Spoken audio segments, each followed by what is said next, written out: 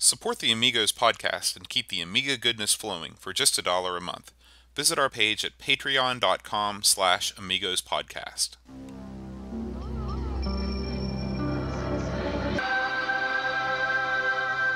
Amiga, the first personal computer that gives you a creative edge. Amigos, the podcast about everything Amiga. Amigos is a proud member of the Throwback Network, your home for quality retro podcasts. And now, here are your hosts, Aaron Dowdy and John Bodovkar Schaller.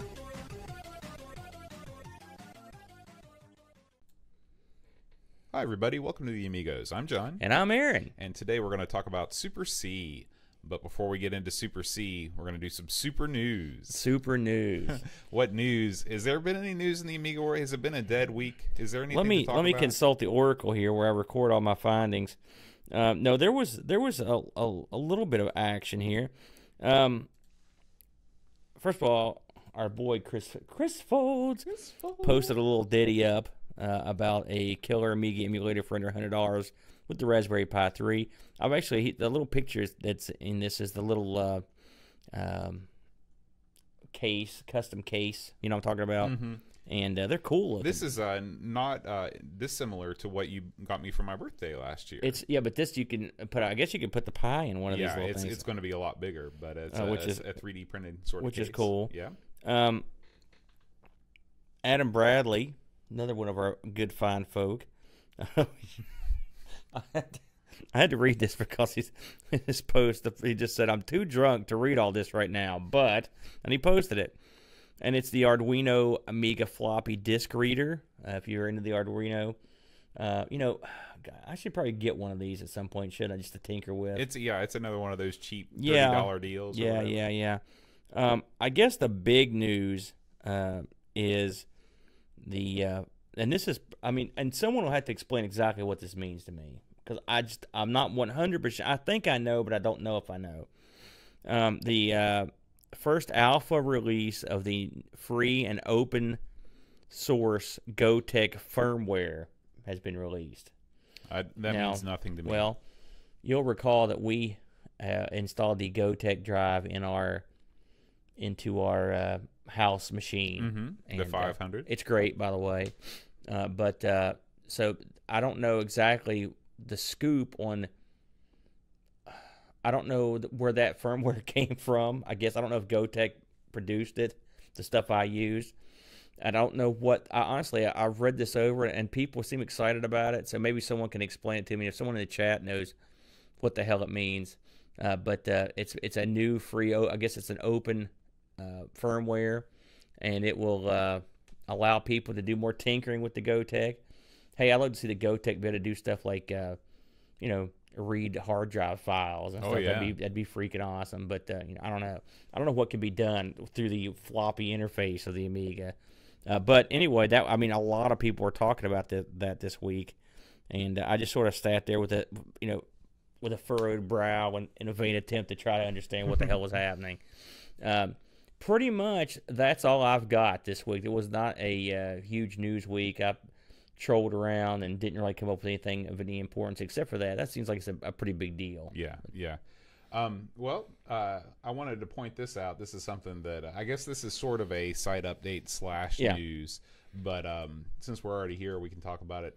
Will Williams has configured the perfect Workbench 3.1. You need to read this. Yeah, I need to check this out because he's right up the top. I've had a lot of problems with LHA files and decompressing on the Amiga, and so I need to alter my current setup. I'm hesitant to change it because you know what it's like emulating the Amiga, and once you get it working somewhat, you don't want to try and tweak it and then break everything. But I think I'm going to try and get this thing rolling and really try and improve it, because this is the perfect guide for that. So we really thank Will.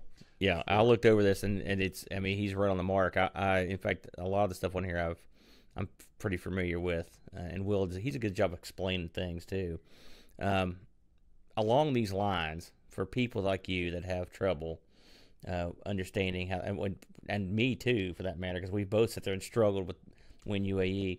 I had a little time this week to actually sit down and really fool with Cloanto's software, and I'm about a third of the way through producing something that I can post really, having looked at it and played with it, it is a nice, for people that are really having trouble. When you go into WinUAE and try to set up your own hard drive, you do all this crazy stuff, it is complicated. I mean, I still have trouble with it. I was trying to move Kickstarts around last night and ran out of room, and I was sitting there trying to figure out how to expand the space. It was just craziness. I'm just like, what the hell am I doing here? Which is why I like to use the real Amiga, if for any reason, just because it's easier. Yeah. But the Cloanta software, they've thought of a lot of stuff, and one thing they've done that I like is that you can just click on a game, and I have yet to have anything not work so far. That it's identified everything I've tried, including this week's game. And I'll explain why I tried it on there later. But it is a good introductory tool to learning what the hell you're doing. And if you don't give a crap about what you're doing, it does a good job. And I will say, having used previous versions, this one, it does a good job kind of integrating itself into your system. I like the ability just to double click my discs anywhere and add them and play them. I've got a tiny little laptop I've been using with it, and it plays everything perfectly. There's no speed issues, and I've played a lot of stuff that I've also played on my Amiga. In fact, I sat both of them right side by side and did some filming, and I mean it's pretty spot on. So since I saw Will's article, it's like I should mention that again. I'm gonna give it again. I'm not quite done with my video, but I'll give it an endorsement. I think it's a pretty good product. Cool. Again, I'm not a reviewer. I'm just a schlup, but I think it's pretty good. Awesome. Well, let's take a look at some of the other updates here on everythingamiga.com. For those of you that just listen to the podcast, you're really missing out on some great Amiga content. Plus, you see us. Yeah. Dancing. So the first thing is the big story of the week.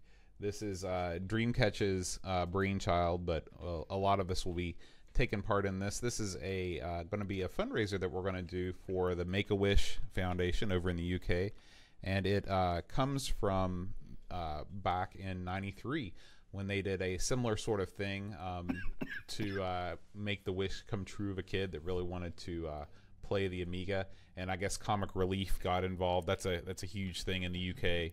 I don't know if in the US, I'm sure we've had Comic Relief stuff, but I've always thought of it as being more of a UK thing. Was that? I know it was a Comic Relief pack that they put that he gave.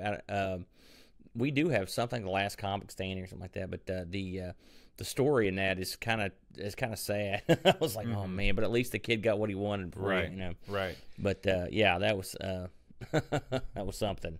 But so what Dreamcatcher is going to do is beginning on August 7th, he's going to write a review or some sort of an article every day for a week.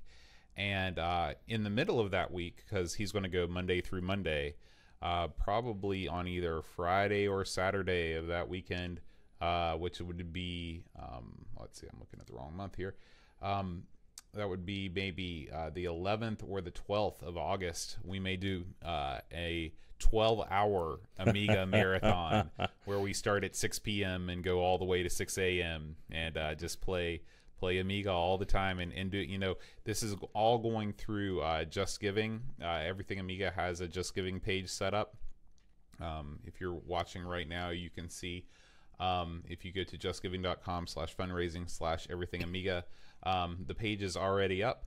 And so if you'd like to get your donation in, you can do it then. Or if you want to wait to the marathon, you can do it then. We'll be reading donation comments aloud on the air and just having a real good time. If you've ever watched any gaming marathons for charity, it'll be just like that, except so much less professional. So much less. And I think it's great. Yeah. I thought it was a great idea, charity. So if we can throw our hat in the ring on a little bit of charity action, I'm definitely down. And Make-A-Wish, of course, pretty good outfit. Yeah. Now, this is another new Dreamcatcher article that I have not read yet. And I always kind of get a little upset with Dreamcatcher because as I'm going through it, I can't just be like, well, this is an article about blah, blah, blah. Because if I say, well, this is dystopian block mage, that doesn't really tell you what it is. So Aaron, all you have to do is just look at the cover. Yeah. That's all you need to do. Are these like Rambo clones? You got it, okay. Yeah. And it's a game of its era. You're running around, big muscular idiot with a blowing stuff away with a big gun. Sort of like that. It's very similar, except looks way better, and it can't be. Well, we'll get into it, but it looks a lot like what we're doing now. Yeah. With the Super C, and he looks at the different platforms of it. I have to say this is another one that I never heard of. So he's done it again. I get a lot of. In fact, my suggestion for a game came basically right out of one of his articles because I'd never heard of the game. I was like, man, I got to try this. So yeah, I always read these to get, and then I steal ideas from them. Thanks, man. Awesome. All right. Well, that wraps up the site updates for this week. So let's go ahead and dive right into our game, Super C. Yeah. Aaron, what does the C stand for in Super C? Well, I'll tell you later. We're a family-friendly show. I want to start with a small soliloquy here on this game. I don't know how these games are chosen sometimes. I don't know exactly when they're suggestions or when Boat just comes up with an idea.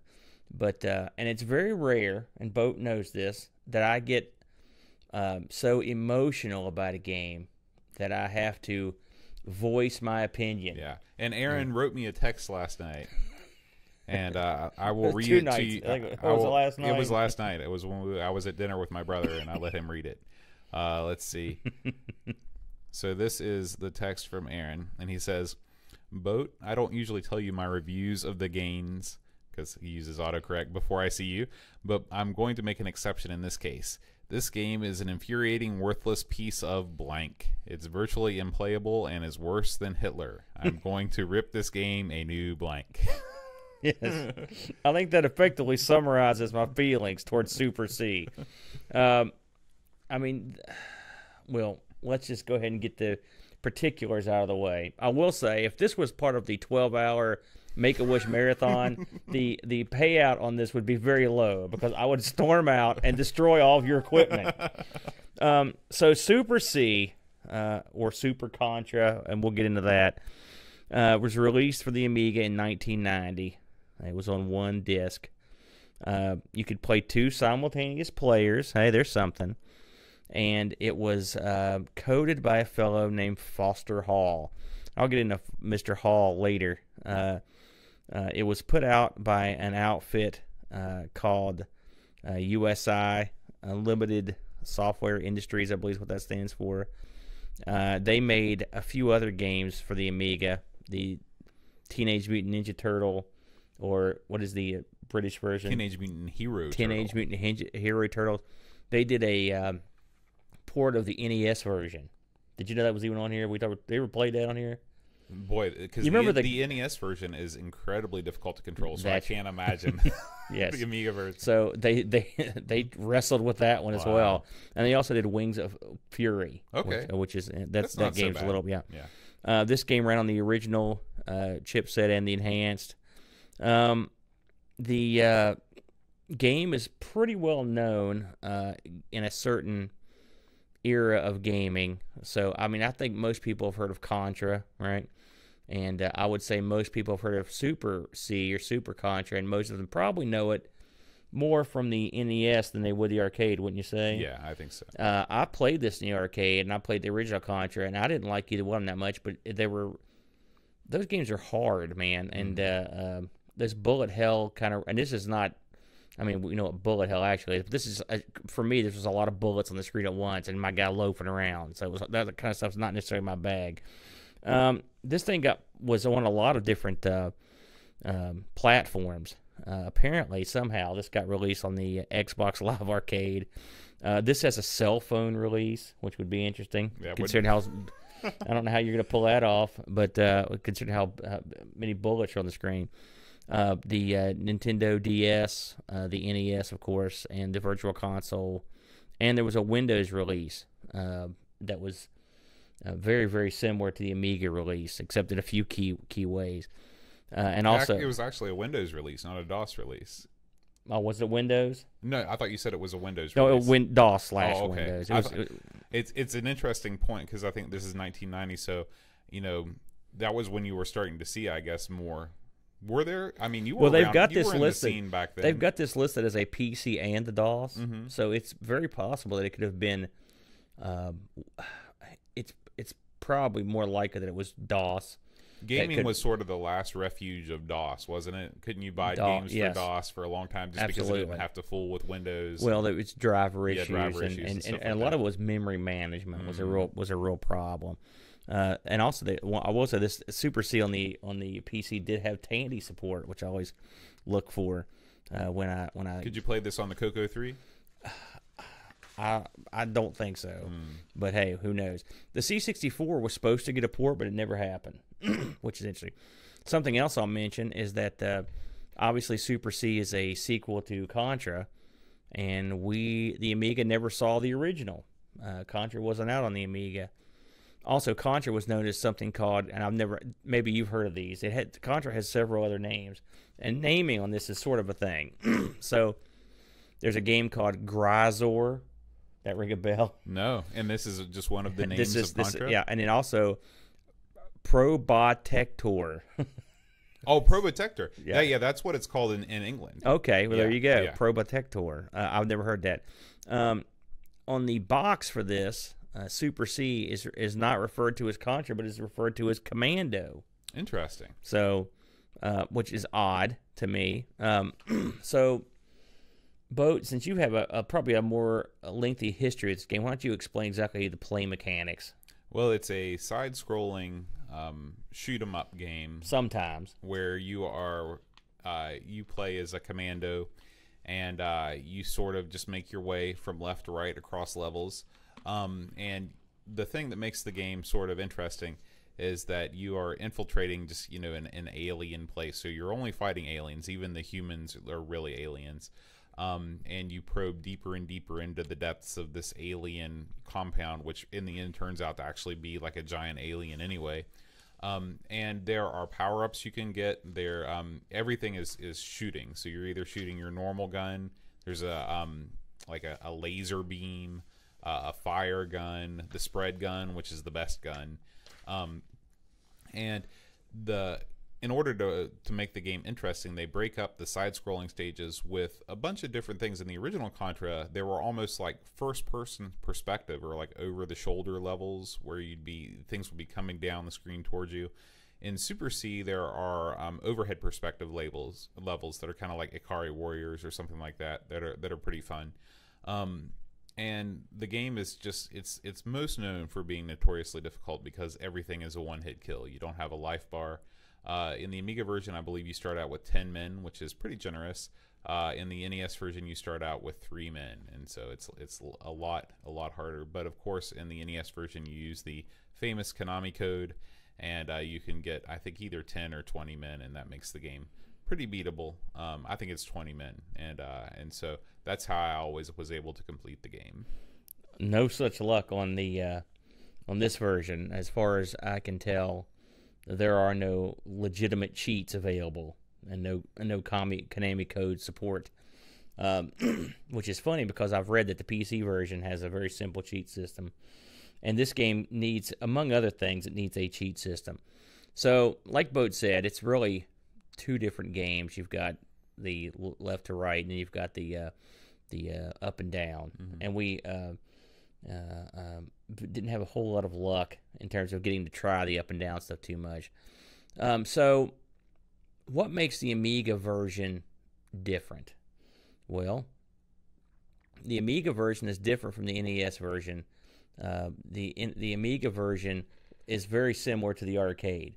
Now, with that in mind, if you've seen this in the arcade, you'll recognize the opening I don't know the demo parts where it comes out, and there are some how can you explain this? Some graphics that explain the adventure that you're getting ready to see. Now, I watched this. I hadn't played this in the arcade for like a million years, and I really didn't play the NES version hardly at all. But I watched the Amiga entry, and I thought to myself, this is horrible. I mean, it's just horrible. It's these two guys talking, and their jaws are digitized to move, and the digitized speech. I mean, it sounds like it was made by it sounds worse than real sound. It's just I can barely understand what they're saying, and they kind of walk towards this kind of alien looking structure, and The graphics just look like crap, and the pictures of the up close faces look like crap. It just looks like crap. And I thought, man, they really dropped the ball in this intro. Then I went and watched the arcade version, and the arcade version is very similar. It is. It's very similar. It's similarly horrible. Mm-hmm. Now the digitized audio is much clearer, but I mean, and everything else is very similar. It's weird that the arcade version would be so god awful. Mm-hmm. I mean, did you have that same thought? Yeah. Once the games start, it's immediately apparent that the arcade version is better. But the intro itself, the Amiga version does a pretty good job of emulating the badness of it. And that is surprising that the arcade had. I mean, I will give the guy credit. He definitely did a good job of getting that over. So then the game starts. Now in the arcade, and in fact every other version we saw, there's a cool bit where the this helicopter hones into view and some rope drops out and a dude slides down the rope, and then you start your quest. The Amiga doesn't get that. You just start, right? So like we said, you're a guy, you're running from left to right, you've got a gun. The object of the game is to complete the level, beat the boss. Well, right out of the gate, you're hamstrung. Of course, we've said this how many times, about 1 billion, but the Amiga has one button. Mm-hmm. And so this was not a one-button game. This is a game that had 2 buttons. It had a shoot button and a jump button. I remember when I played this, even on the Nintendo back in the day, that one of the things I remembered about this game is that the ability to control your leaps is very important to the game. Because this guy has the magical power of being able to leap and then can move left or right depending on where he leaps. And I think in the arcade you can even control how high you leap. The Amiga version, you have to use up for jump.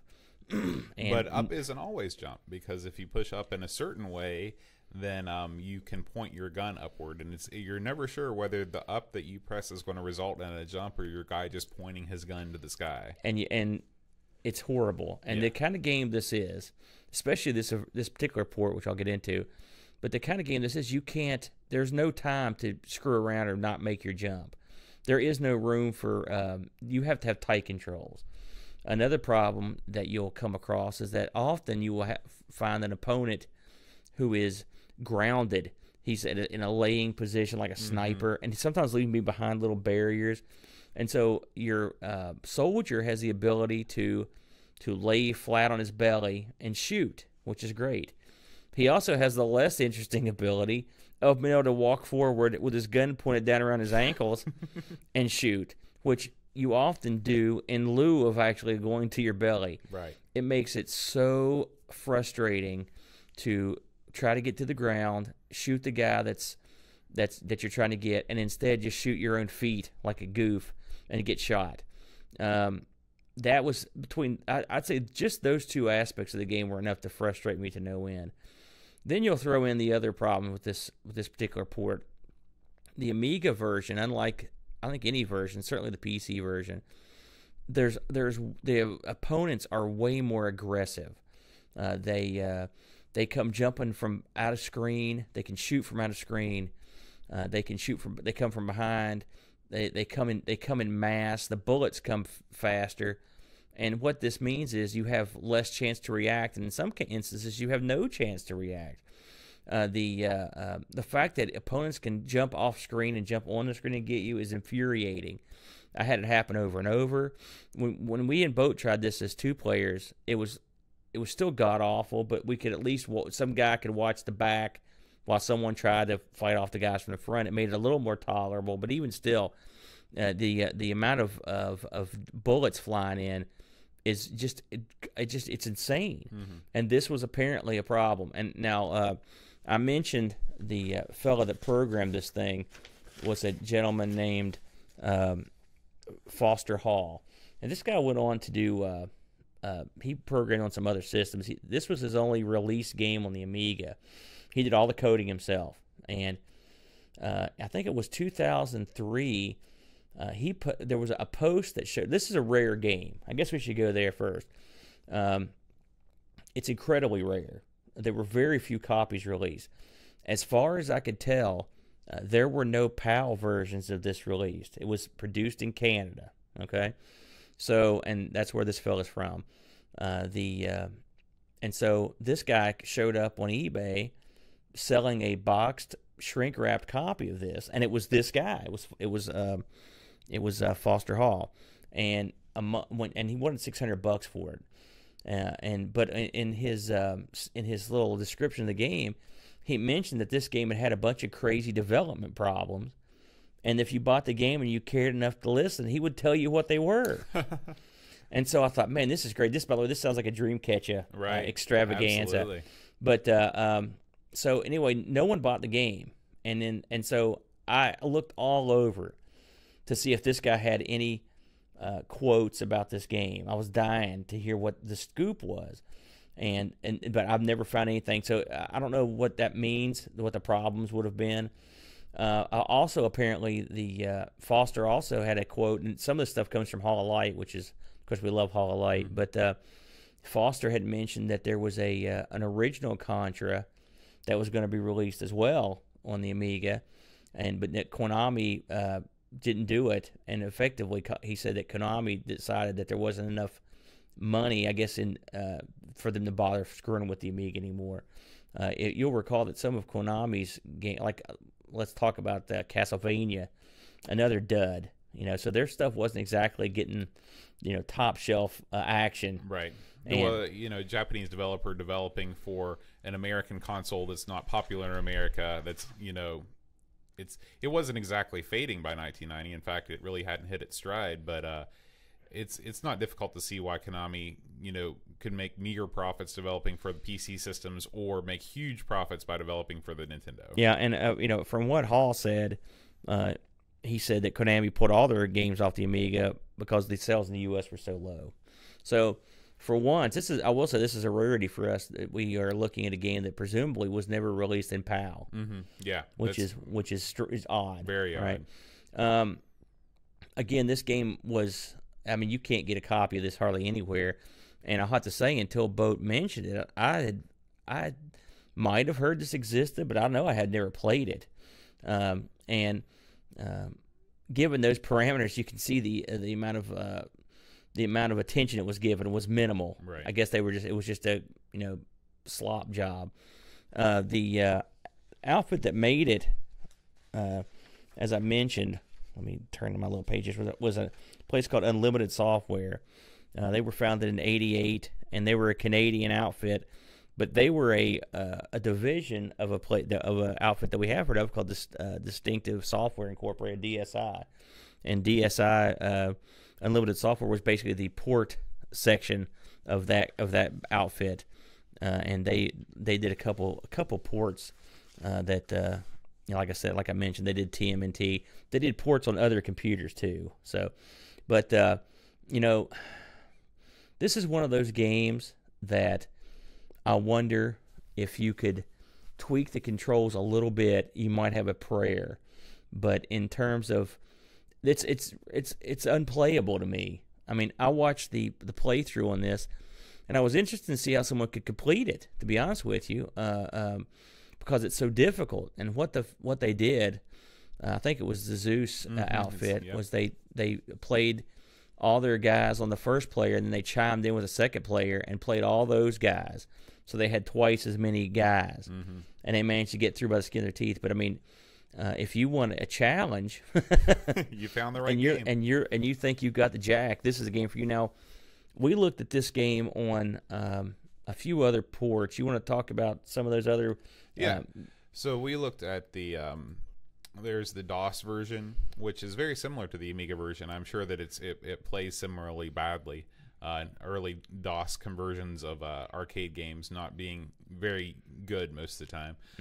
We also looked at the NES or the Famicom version, and of course the arcade version. And the arcade version and the Famicom version both have similar sprite sizes. They're a little bit on the small side. Of course, the arcade version is much more detailed. The animations are much better. But this is just another example of a game that's got a little bit smaller character models, but the control is just so much more tight.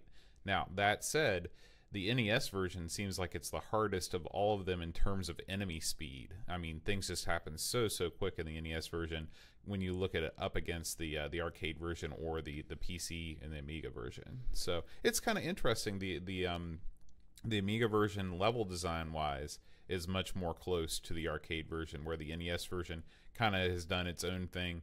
And it's something that the bosses are the same, but some of the layout of the levels is different. Having played all of these in the past week, I think I prefer the NES version, which I guess that's a duh statement, right? The arcade version is playable. Again, you've got the better control, and you've got a decent amount of you're not getting as bombarded as we were, but it's incredibly slow. Yeah. And which, I mean, that's just the way some of those games were. But I mean, it was really slow. The NES version's hot and heavy, but again, it's the good combination of balance and the fact that you can actually control your guy, and you feel like you're not getting just screwed. Something else the Amiga port is known for is horrible hit detection, and we saw this time and time again. It's not always against you. I've had, like we were playing earlier, and a bullet just went right through me. But then you'll get hit by stuff that you don't even come close to being hit by. You also, some people are so hard to get to shoot. The people that are seated, that are laying down, they're so tough to come up on and get without getting shot. And plus, you've got opponents on the level above you that shoot down. So effectively, what you're trying to do is run through shots that are coming diagonally downward, shots that are coming at your feet, and you've got a joystick where you have to hit up for jump. Yeah, it's almost impossible. It's brutal, and I wonder if they had ported the NES version of this, if you would have at least had a fighting chance. I don't even know if the NES version, maybe the Amiga version predated the NES version. It could have. It's funny. I was thinking about something earlier. When we played the game last week, what was that? The shooter with the caveman. Yeah,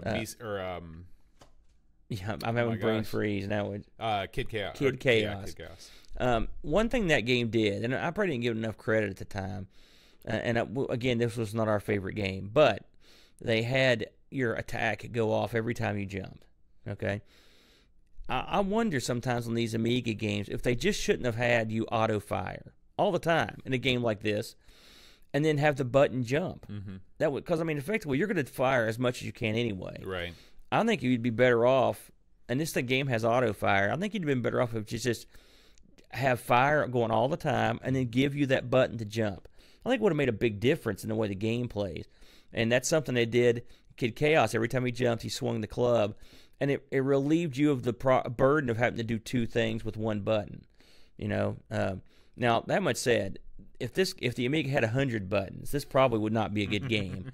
If it was just the button issue, I could probably get over it. And in emulation, you could set up, another button to jump. Well, it's funny because I tried that, and even with the second button, I still ran into the trouble where you would point your weapon up instead of jumping when I wanted to jump. So. I don't know. I don't understand how that even. I'm not sure how that even works. And I looked like gangbusters to find the docs for this for the Amiga, and I couldn't find them. So I don't know if there was an explanation there. But there's nothing worse and more infuriating than a game that you just can't control right. You keep getting killed stupidly. Which is when I wrote you that text. I sat and played this game. I tried playing it 3 or 4 days ago, and I got frustrated and quit. And so I tried playing it yesterday real heavy, and I played it for several hours, but it was several hours of making no progress. And it's so it's very infuriating to sit there and just beat your head against the wall. Every time I got to that stupid tank, or before, I would just get smashed. And this is 10 lives we're talking about. It's not like you have 3. It's just it's a bad game. I don't recommend it. I don't recommend you I don't recommend you pay $600 for a wrapped copy. Even if it does come with a explanation of why the game is bad from its coder. Something else that is a first, I think, in our show. This game has 0 reviews. So while we don't do reviews, I will take this opportunity to say I am reviewing this game, and I give it a Contra F. It's not even good enough to get a Contra C. It's a Contra F-. I didn't find anything on eBay except for that old thing. So I mean, good luck on this one. If you really want a copy of Super C, I suggest you buy yourself a Nintendo or an arcade machine, where I believe you can get a pretty good deal. Actually, now you can probably get the arcade machine cheaper than the Nintendo and the cartridge. It is interesting that the arcade version is a vertical monitor. This is another one of those weird choices by Konami, just like Blades of Steel, how it's really a vertically or a horizontally moving game in a vertical cabinet. Yeah, well, I forgot something you mentioned earlier. Bo had asked me about Contra, the term Contra. This game was known as Super C, and everyone assumed it was Super Contra, but it was actually, like I said, the box is a Super Commando. A lot of people speculate that the Konami had tried to pull away from the term Contra because of what happened in the U.S. in the 80s with what was called over here called the Iran-Contra scandal. And just the briefest of synopsis is from Wikipedia. This is your World Politics Minute on the Amiga. The Iran-Contra scandal was a political scandal in the U.S. that occurred during the second term of the Reagan administration. And I believe it or not, I remember this. I lived through it. And it's a real complicated gimmick. But basically, government officials facilitated the sale of weapons to Iran. And they were under an embargo. We didn't like Iran, believe it or not, and they hoped what would happen is that the Iranian moderates would work to get hostages released. It's not Iranian, and then of course we used money from that to fund the Contras in Nicaragua. Right. Okay, so that's how you get the Iran-Contra scandal. The big gimmick on this was that then President Ronald Reagan was asked if he knew about it, and he said no. And eventually he also said that we would never trade weaponry for hostages. And then but then eventually he had to say, listen, this got out of control. We traded weapons for hostages. I mean, in fact, that's what happened. It was at the time it was a big. It's funny, those things don't seem like that big a deal now, but at the time it was a pretty big deal. Oh yeah. And that was the first time I'd ever heard the term Contra in my life. And I always thought it was strange that these Contra games came out using that term. And I still think it's kind of strange. Again, this game has different names in other places, but I guess they were trying to Americanize it, and so they put in Contra. Yeah. Weird, right? Yeah. So there you go. But yeah, no, I got no eBay. I've got no reviews. I got nothing. Shorter episode this week. Thumbs down. You get the hand you're dealt sometimes, and when you pick the hand like I did, I don't know what I was thinking. So you're coming out and admitting this was a boat joint. After we did the two Konami games, the sports games, and I thought that was a pretty good episode. I thought that we could do some other Konami games, and these were not so good. I'm sure we'll do Castlevania at some point in the future. Oh man, that may have to be a boat plays. You're trying to kill me. but I think we might give Konami a rest for a little bit. I'd like to go ahead and thank all of the great people that make this podcast happen, including you, fair listener. Thank you for listening to us. We do this show not because it's making us fabulously wealthy, although it is. We do it because we like the community. We love our community. We love the people that are hanging out with us in the YouTube chat right now. We got Pishbot, our chat moderator, and Graham in Australia, and Duncan and Seb, and all the fine folk, Henrik, that are in our chat room, John. Thank you for hanging out with us on YouTube Gaming. We record the show almost every Monday live at 5. I try and put a thing out on Facebook and Twitter. Live at 5. Live at 5. Voting here with the news. That's right. And we want to thank you for visiting everythingamiga.com and hanging out in the forums, reading the articles over there. Don't forget to mark your calendars for either July or August 11th or 12th, depending on when we actually do it for the marathon, because we'd love to see you come out and hang out with us on the marathon. We'll need it with 12 hours of Amiga action to fill up. I'm going to reponder that one, but we're going to have a lot of material for that bad boy. Oh yeah. So much for our half-hour shows. Oh man, it's going to be epic. Oh man. And last of all, I'd like to thank our awesome Patreon subscribers. If you want to support the show monetarily, you can visit us over at patreon.com/Amigos podcast. And just like these following folks, we have a new one this week, Aaron. All right. Ian Griffiths. Thank you, Ian. Ian. And Duncan Stiles, THT. Anthony Jarvis, Dreamcatcher. Adam Battersby, John Marshall over in Charleston, Darren Coles, Neil Mansell, Brutal Barracuda, Alan Kebab, David McCrandles, Gary Hucker, Will Williams, Ravi Abbott, Kim Tommy Humbertstad, Josh Nan, Jason Warrens Lane, Eric Nelson, Graham Vebke, Paul Harrington, Rob O'Hara, Laurent Giroux, Jonas Rulo in Hawaii, Kjolbjorn Barman. Yeah, nice. Tips from the crew. Adam Bradley, Chris Foles, Daniel Bingston, O'Brien's Retro and Vintage, Chad Halstead, and your brother, Brent Dowdy. Thank you, one and all, for supporting the Amigos podcast. Aaron, next week, what's your plan? You know, I read a great article on our site about a game I've never heard of, and it was called Sleepwalker. And this game, I'm hoping I'm not super seeing it up here. I've never played this game, and I've only heard of it once or twice. But it looked so cool that I thought, let's do it. And so I'd like to submit to you Sleepwalker for next week's episode. Let's do it. Good, bad, or indifferent. We pass no judgment. Actually, we pass judgment. We pass judgment. I'm passing judgment on this one, man. But that sounds like a lot of fun. We'll do it for sure. We'll see you guys next week. Adios.